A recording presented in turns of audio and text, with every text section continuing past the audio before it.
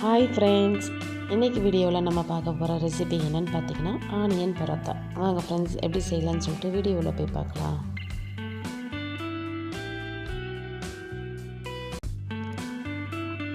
ஒரு பாத்திரத்தில் 1.5 கப் அளவுக்கு கோதுமை மாவு எடுத்துருக்குறாங்க.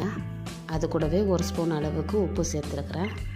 உப்பு சேர்த்துட்டு 2த்தையும் சேர்த்து நல்லா மிக்ஸ் பண்ணிக்கலாம். இப்போ கொஞ்சம் கொஞ்சமாக நம்ம தண்ணி சேர்த்துட்டு பிணைஞ்சிக்கலாங்க.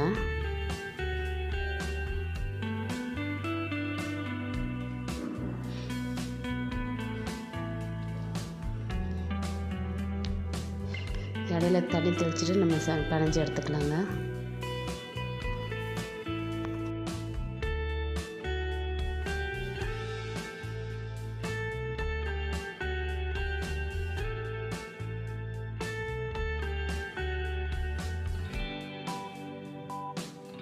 இப்போ பாருங்கள், மாவு நல்லா பிணைஞ்சி எடுத்து வச்சுட்டேன். இப்போ இது மூடி போட்டுட்டு நல்லா ஊற விட்டுறலாங்க.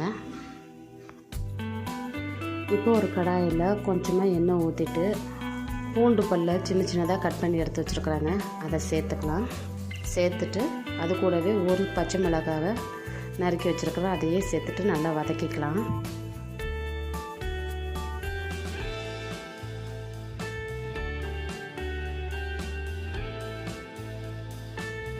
இது கூடவே பொடியை நறுக்கி வச்சுருக்கிற வெங்காயம் எடுத்துருக்காங்க, அதையும் நம்ம சேர்த்துக்கலாம்.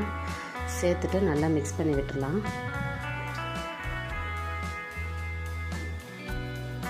இப்போ இந்த வெங்காயம் நல்லா கொஞ்சம் கலர் மாதிரி வரட்டுங்க. இது கூடவே 1 ஸ்பூன் அளவுக்கு நான் உப்பு சேர்த்துருக்குறேன். இப்போ மிக்ஸ் பண்ணிக்கலாங்க. பாருங்கள், இப்போ வெங்காயம் நல்லா வதங்கி வந்திருக்கு.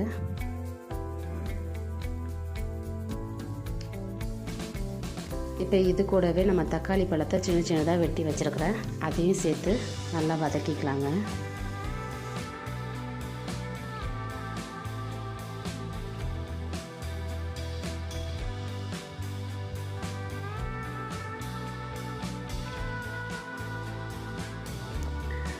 இப்போ தக்காளி நல்லா வதக்கிட்டாங்க.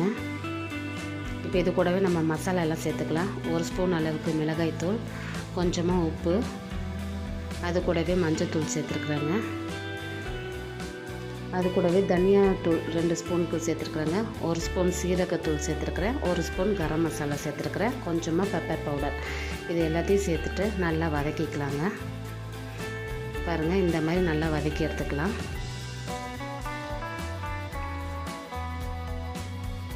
இது பாருங்கள், மாவு நல்லா ஊறி ரெடி ஆகிடுச்சு.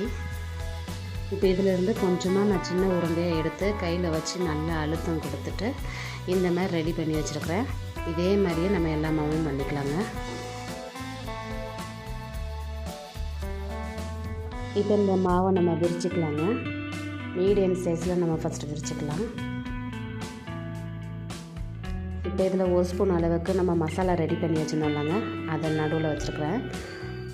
வச்சுட்டு இப்போ நல்லாவே எல்லாத்தையும் க்ளோஸ் பண்ணிக்கலாங்க. இந்த மாதிரி நம்ம க்ளோஸ் பண்ணிக்கலாங்க.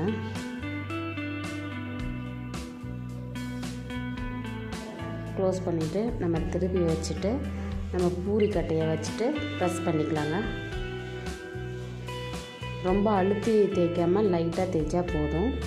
மசாலா எப்படியும் வெளியே வருங்க. இந்த மாதிரி நம்ம தேய்ச்சி எடுத்துக்கலாங்க. இப்போ இதே மாதிரியே இருக்கிற மாவையும் நம்ம தேய்ச்சி எடுத்துக்கலாங்க. இப்போ தோசைக்கல்லில் கொஞ்சமாக எண்ணெய் சேர்த்துட்டு நம்ம திரட்டி வச்சுருக்கிற மாவை நம்ம சேர்த்துக்கலாம். சேர்த்துட்டு மேலே கொஞ்சமாக எண்ணெய் ஊற்றிட்டு கரண்டியை வச்சுட்டு நல்லா தேய்ச்சி விட்டுக்கலாங்க. இப்போ நல்லா வேகட்டுங்க. முன்ன பின்ன நல்லா திருப்பி போட்டு வேக வச்சுக்கலாம். பாருங்கள், இப்போ ரெடி ஆகிடுச்சு. இதே மாதிரி நம்ம இருக்கிறது எல்லாத்தையும் போட்டு எடுத்துக்கலாங்க. அவ்வளோதான் ஃப்ரெண்ட்ஸ். இப்போ நம்ம ரெடி பண்ணி வச்சுருக்கிற ஆனியன் பராத்தா ரெடி ஆகிடுச்சு. உங்களுக்கு இந்த வீடியோ பிடிச்சிருந்தா லைக் பண்ணுங்கள், ஷேர் பண்ணுங்கள், கமெண்ட் பண்ணுங்கள். மறக்காமல் நம்ம சேனலை சப்ஸ்கிரைப் பண்ணிக்கோங்க ஃப்ரெண்ட்ஸ். பக்கத்தில் இருக்க பெல் ஐக்கானையும் கிளிக் பண்ணிக்கோங்க. அப்போ தான் நான் போடுற வீடியோ எல்லாமே உங்களுக்கு நோட்டிஃபிகேஷனாக வரும் friends. Okay friends, tata bye bye. Hi friends, இன்றைக்கி வீடியோவில் நம்ம பார்க்க போகிற ரெசிபி என்ன பார்த்தீங்கன்னா, ரொம்ப சத்தான மணத்தக்காளி கீரை முட்டை பொரியல். வாங்க ஃப்ரெண்ட்ஸ், எப்படி செய்யலாம்னு சொல்லிட்டு வீடியோ உள்ளே போய் பார்க்கலாம். ஃபஸ்ட்டு ஒரு கடாயில் கொஞ்சமாக எண்ணெய் சேர்த்துருக்காங்க. எண்ணெய் காஞ்சதுக்கப்புறமா கடுகு போட்டு நல்லா வெடிக்க விட்டுடலாங்க.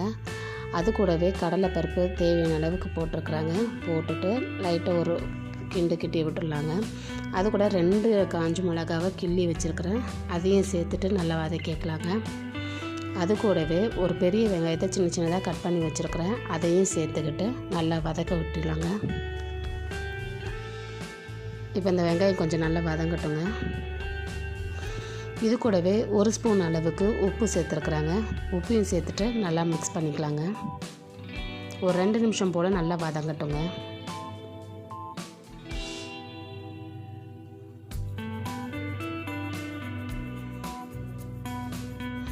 பாருங்கள், வெங்காயம் இப்போ நல்லாவே வதங்கிடுச்சு. இப்போ நம்ம சுத்தம் பண்ணி வச்சுருக்கிற கீரையை சேர்த்துக்கலாங்க. இது வந்து 1 கட்டு கீரைங்க. இப்போ இந்த கீரை வந்து கடாய் ஃபுல்லாக இருந்த மாதிரி இருக்குது. நம்ம வதக்க அப்படியே குறைஞ்சிட்டு வந்துடும் பாருங்க. இப்போ பாருங்கள், நல்லா மிக்ஸ் பண்ணிக்கலாம்.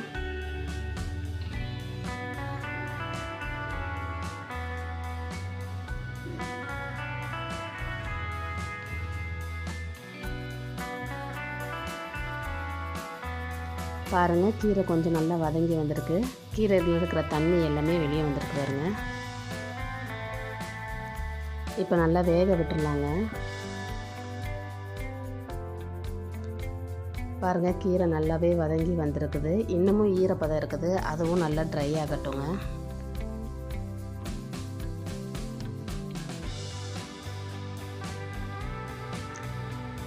இப்போ பாருங்கள், சட்டியில் லைட்டாக பிடிச்ச மாதிரி இருக்குது. இதுதான் கரெக்டான இருக்கும். தண்ணி எல்லாமே நல்லா வற்றியும் வந்திருக்கு, நல்லா வெந்தும் ரெடி ஆகிட்டுருக்கு.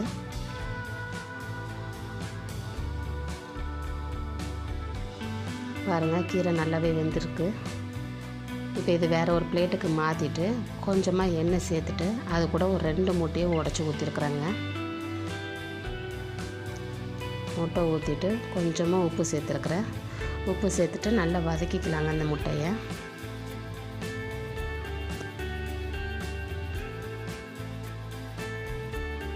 இந்த கீரையை இந்த முட்டையோடு சேர்த்து வச்சு சாப்பிட்டாலும் டேஸ்ட் நல்லாயிருக்கும். 2வது கசப்பு தன்மை ஏதாச்சும் இருந்துச்சுன்னா தெரியாது. முட்டை சேர்க்கறதுனால சாப்பிடாத பசங்க கூட சாப்பிடுவாங்க. நீங்கள் ஒரு தடவை இந்த மாதிரி ட்ரை பண்ணி வச்சு கொடுத்து பாருங்கள், டேஸ்ட்டாக இருக்கும். இப்போ நம்ம ரெடி பண்ணி வச்சுருக்கிற கீரையும் இந்த முட்டையை சேர்த்து நல்லா மிக்ஸ் பண்ணிக்கலாங்க. முட்டை வந்து எல்லா இடத்துலையும் மிக்ஸ் ஆகிற மாதிரி கொஞ்சம் உடச்சி வச்சு சேர்த்துட்டு கலந்து விட்டுக்கோங்க. பாருங்கள், நல்லாவே ரெடி ஆகிடுச்சு.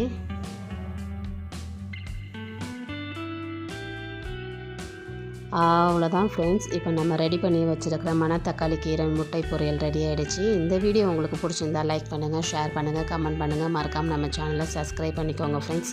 பக்கத்தில் இருக்கிற பெல் ஐக்கனையும் கிளிக் பண்ணிக்கோங்க. அப்போ தான் நான் போடுற வீடியோ எல்லாமே உங்களுக்கு நோட்டிஃபிகேஷனாக வரும் friends. Okay friends, tata bye by.